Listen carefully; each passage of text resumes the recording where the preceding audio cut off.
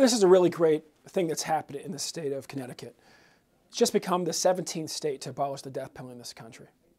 It's done so for all the right reasons, quite frankly, because the death penalty there was racist in its application. It was exclusively used on poor people of all colors.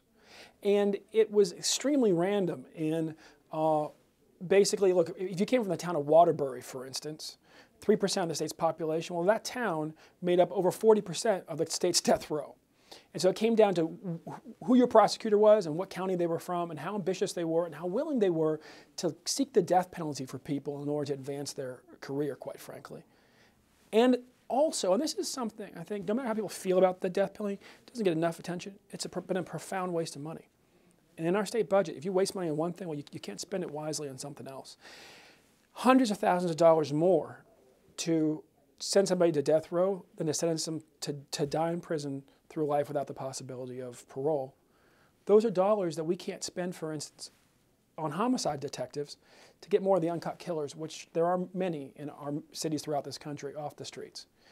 So this is a bill that will make the state safer, make its cities safer, that will make justice less unfair, but that will also advance our country towards a time when we can finally abolish it in the entire country. See, we aren't going to be able to abolish it in Georgia, where Troy Davis, an innocent man, was executed last year, until we can abolish it in a majority of states and go to the Supreme Court and prove that it's not just cruel, but because a majority of states have abolished it, it's also unusual. In our country, you have to prove both.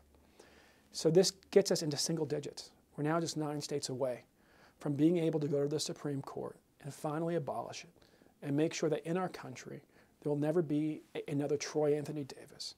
There'll never be another Cameron Todd Willingham. We will finally be able to say we have cut bait with a centuries-old tradition that was fraught with racism and classism, sending people, sometimes innocent, to their deaths, and caught up with the rest of Western civilization, which has already cut bait with the death penalty. In fact, most of the world has. So it's if you will, it's a small step for Connecticut. It's a big step for our country.